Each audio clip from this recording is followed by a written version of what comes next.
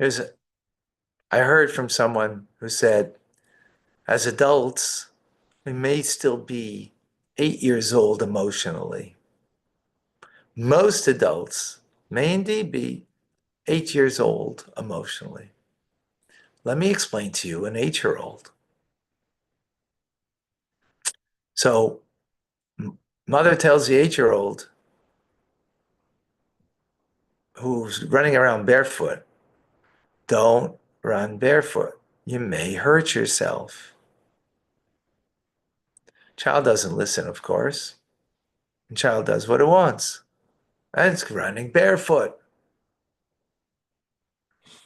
Mother scolds a child and says, don't run barefoot. You might get a splinter and it's going to hurt. 8 year old child is an 8 year old child and doesn't listen. No, it's enjoying running around. Mother says, don't do it. You're going to hurt yourself. You're going to get a splinter. And then we're going to have to go to the doctor to get out the splinter, maybe. I might not be able to get it out. Child's not listening. It's just enjoying going barefoot. And guess what? Gets a splinter. Right? Child is free, free to the world, right? But now, mother tries to get out the splinter, pokes a little at it. It hurts a little bit, but no big deal. Mother can't get it out. Guess what? They have to go to the doctor.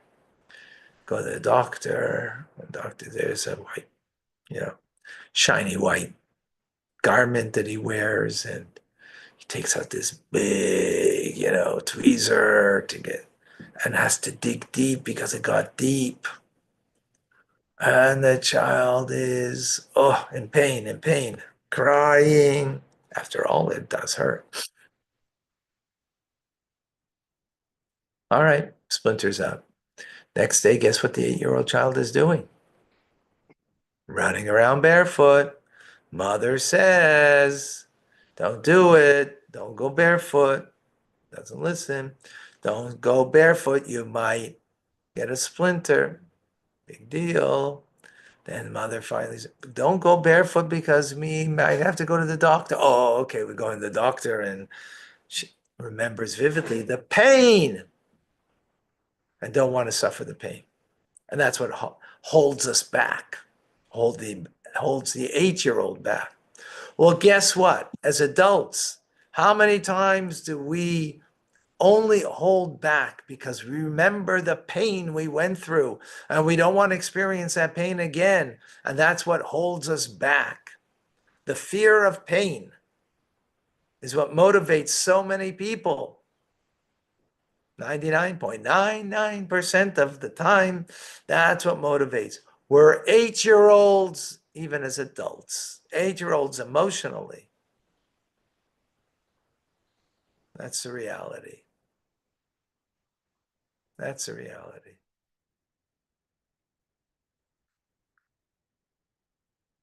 Oh, today is Amy's Hebrew birthday. Mazel tov, Amy. Shnas bracha v'atzlacha should be a year of great blessings and success beyond your expectation, materially, spiritually, in all ways. Mazel tov, mazel tov. She's been with us for many years now. It's her Hebrew birthday. Ah, beautiful. All right. In your honor, today's class.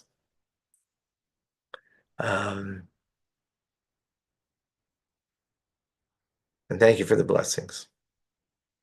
And welcome to Tanya Today. I'm Rabbi Ronnie Fine, coming to you from Chabad Zichron Kadeshim in Montreal, Canada, where it's a privilege and pleasure to share with you the Tanya. Share with you in chapter 42. The Alter Rebbe wants to make us adults and not 8 year old children in the body of an adult. That's what he wants to you know, create in us. Hmm. How do we do that? Well, as adults, we don't live by merely what the physical eye sees, but we know that there's something more profound and more deep than what the physical eye sees, right? So we know that we have a treasure inside of us. That's our soul. A child doesn't know that, doesn't really know it. You know, may know it as a piece of information, but doesn't connect to it.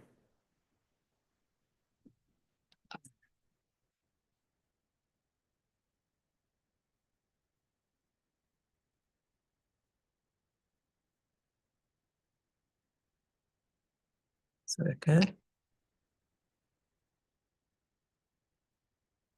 Okay. Sorry. So as a child,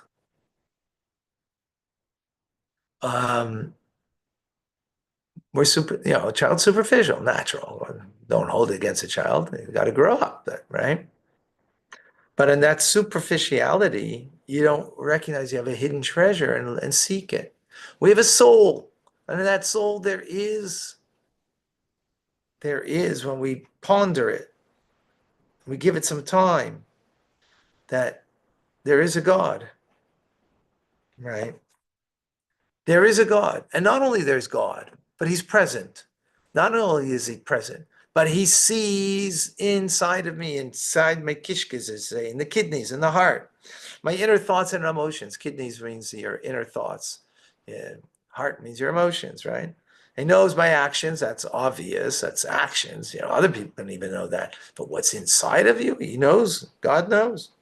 He knows every step we take. When we think that, and we have that inner treasure of our soul that believes it, that that's true. And we ponder it. We live with it somewhat mindfully. We implant that in our heart. Guess what? Throughout the day, we can come back to it and pick it up again, right? That which we meditated upon, and even a superficial reflection will give me the capacity to bring to mind God's presence. And you know what that will do? That will affect me. If I wanted to say something nasty, I can bite my tongue. God's present. I wanted to think something that was inappropriate about a loved one, right? I can expunge it. I can push it out of my mind. And in my deeds, that I only do what's right, that I don't rebel against God. Imagine that. Why? I'm aware that the world is full of God's presence. God fills the world. And this is what we learned earlier, if you recall, Rabbi Yochanan ben Zakkai, the leader of the Jewish people in times of the destruction of the Second Temple, almost 2,000 years ago. What did he say? May it be God's will that you have the fear of God as you have of the fear of man. Fear of man, we have not fear of, here it doesn't mean fear, oh, person's going to hurt me. No, but a person's going to see me. And because I have the fear a person's going to see me, I want to look good. Oh, guess what? God sees you. So you want to look good. But God sees you more than look good, but be good, because he knows what's going on in our heart and what's in our minds. So when that awareness, which a child will not be able to have, they can know it, but they're not going to be able to bring it to mind to actually make a difference. That's what we have to ask ourselves. And I'm pausing for a moment to ask myself, am I just an 8-year-old in a adult body that I don't have the capacity to bring to mind that God is present and therefore act appropriately, think appropriately, speak appropriately?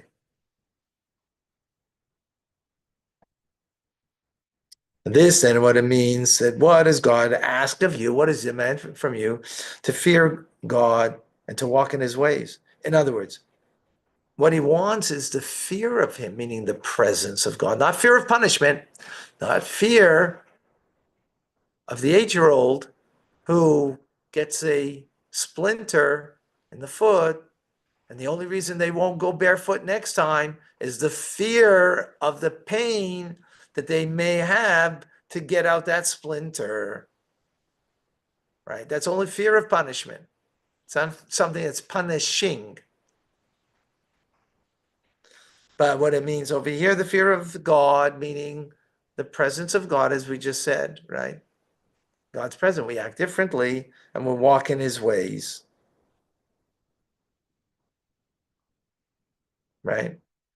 And therefore, the presence of God, meaning the fear of God, leads us to walk in his ways, meaning to fulfill his commandments.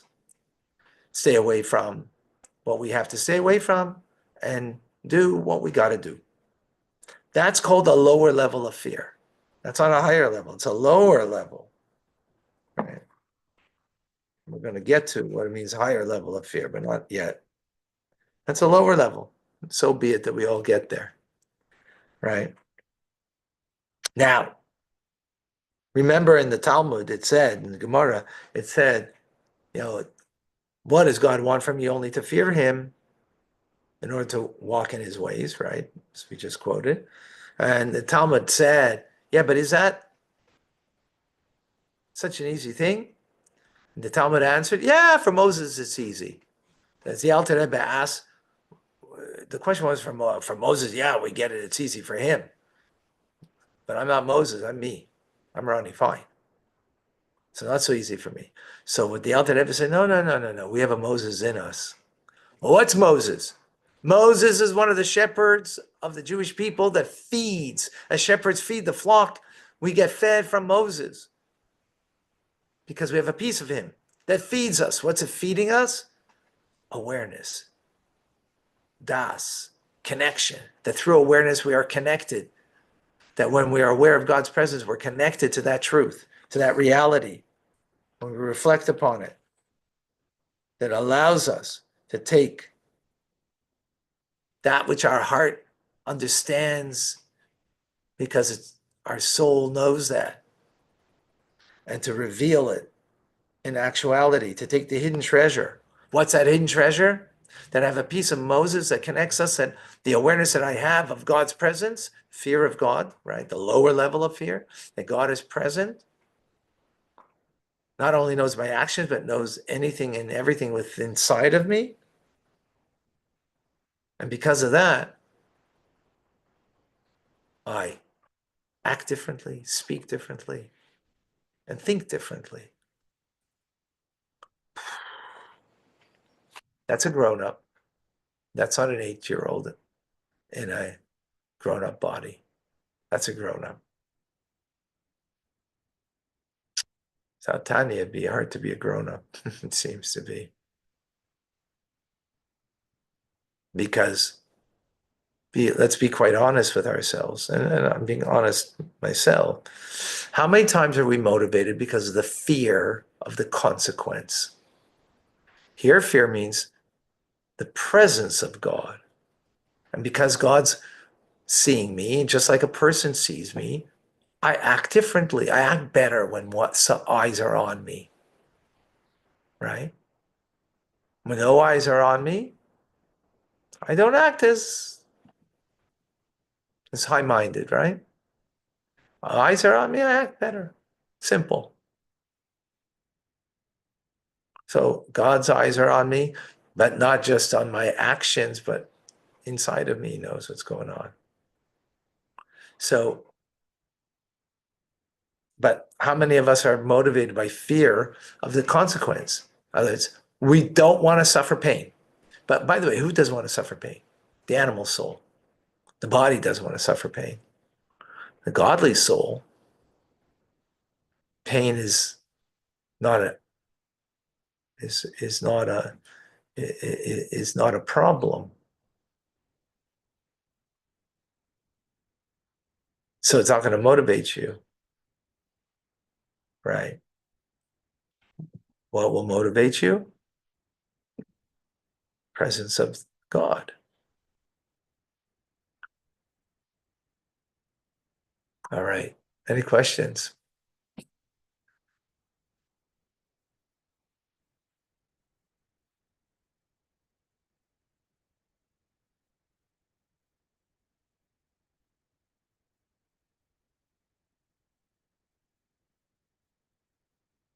I don't think I see any questions.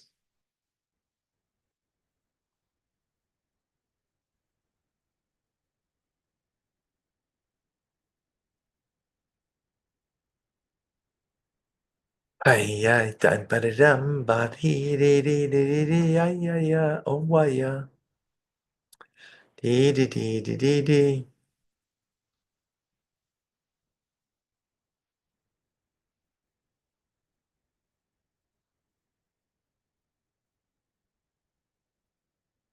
All right. Beautiful. Clarity. Mhm. No doubt. This is really clear. The truth, when it shines very clearly, right? It shines very clearly. The challenge is that we have a darkness inside of us, that it should shine in that darkness and make an effect on us. That's why it takes thinking, and we learn over and over, and we have to meditate. We have to think about this in order to like let it penetrate within me. Jeff. So the lower level of fear is the fear of disconnect. Well, disconnect because of the presence. Yes, it's fear means the presence of God who sees everything about me. And because of that, I don't want to disconnect. Right. Again, like Rabbi Yochanan ben Zakkai said to his students on his deathbed, he's giving them a blessing that they should have the fear of God as they have the fear of man. And as he said, the fear of man, we act differently when there's a presence of another person in the room, especially if that person is someone who we respect. We want them to think well of us, so we act differently, right?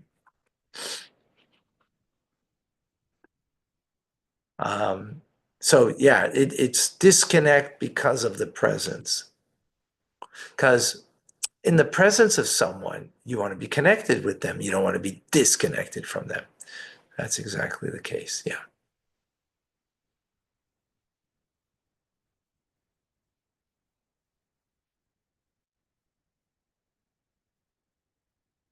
Lisa, how do we know that God wants us to do at any moment? Oh, Lisa, I think you need to come to TRC. I think you need to come to TRC so you could, yeah, Tanya Rabbi community. Um, there we could deal with it. It'll be this Sunday if you want to come. Sunday, 8 p.m. if you want to try it out. Private message me and we could take it from there. Yeah, good question. Mita, isn't it true? By the way, put 2 question marks before you ask a question so I don't miss it. Isn't it true, though, that people in their private moments act compassionately and humbly, but in their outside life, they can act malice, anger, and other animal soul-like behavior?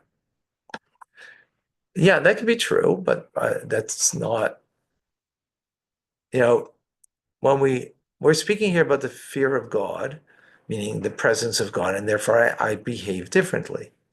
So the fear of man is just the metaphor for us to appreciate on how that shapes us. Instinctually, when someone walks into the room that we have respect for, we sit up more straight. We kind of, you know, look a little more, we act a little differently, if not very differently. If your legs are up on the table and your fingers might be in places they shouldn't be, right? So you might change that because you don't want that person to think whatever, right? So likewise with God, we don't want to disconnect from Him. That'll create a disconnect. We don't want that. So the fact that in private moments a person can be more humble, that's a different story because in front of somebody we might not be ready to be humble ourselves to admit something. That's true. That's you know that's not the idea over here, that you're in the presence of someone that you want not to be disconnected from them.